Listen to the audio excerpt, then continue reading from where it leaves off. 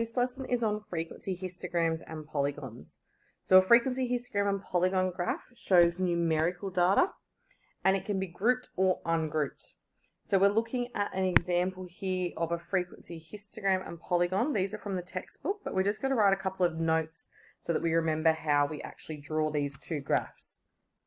So if we're looking at the one on the left here, which is our histogram, so our histogram, we need to make sure that we leave a half a column space gap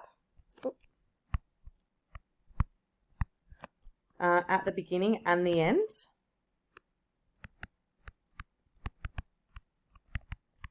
And this is for our polygon. And we also need to make sure that there are no gaps between our columns. So you can see here that each of the bars are touching one another. There's no gaps. And we can see that half a space gap left at the beginning and the end. So this one is our histogram. And then this one is our polygon. Now, often you'll be asked to draw the polygon on top of the histogram, or you could be asked to draw them separately. So it is good to see them separated as well. So some points with our polygon. It starts and ends on the x-axis.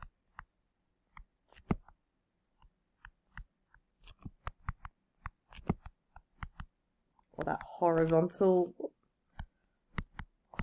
line.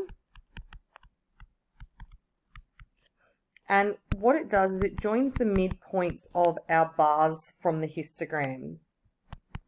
So it joins the midpoints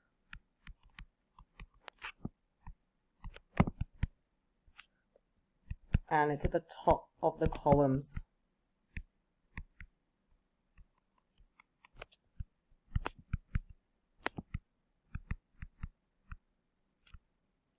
So they're the important pieces that we need to remember for our histogram and polygon. Now, if we look at this example, the ages of the residents in Maitland Street are recorded, and we need to copy and complete the distribution table for the data. So what we've got here is some grouped data, and we've got class intervals. So this class interval has 10 people or 10 age groups. So therefore, if we're looking halfway between 0 and 9, that class center is going to be 4.5. And you can see each of these are similar, so 10 and 19. So my class center is going to be 14.5, 24.5, and so on.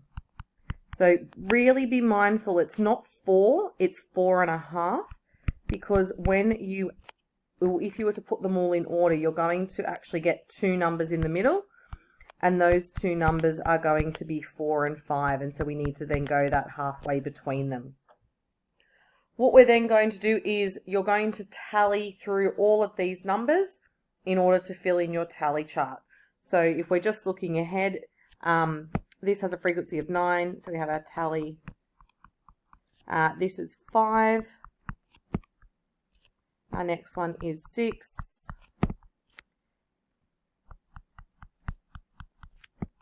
Obviously, I have already done this written down. I'm not just speedy going through all of the data.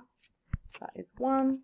And then we have 3, which gives us a total of 42 people. And you can double check that by counting through, or if you count each column and multiply by 3 to know that you've got the right number of people and the right amount of data that you need.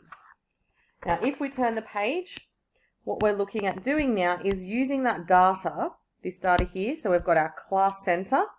So our class center actually becomes our x-axis.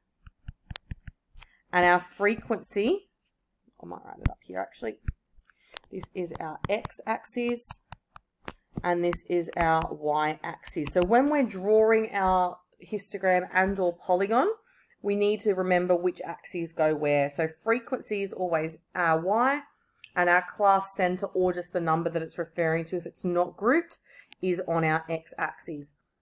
Now, I've already drawn the graph to save a bit of time in this video, but this is what you should have. So you can see here I have my axes labeled, and I have the class center down the bottom on our x-axis, and I have my frequency up on the y-axis. Now each of my columns are touching, and I have that half a space gap at the beginning and at the end.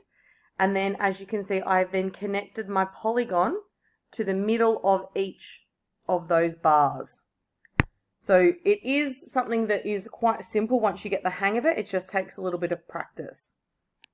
And then from that, we can answer a couple of questions. So how many residents live in the street? Well, you could count up by looking at those bars, or you can just flick back through to that previous page and know that that total was 42. And the last question says, how many of these residents were aged less than 20? So again, if we look at our graph, our tally chart, if we look at how many are less than 20, that means I'm going anything below this age group here. And if I look at that, I have 9 and 5. So that's going to tell me that there were 14 residents aged less than 20 on this street.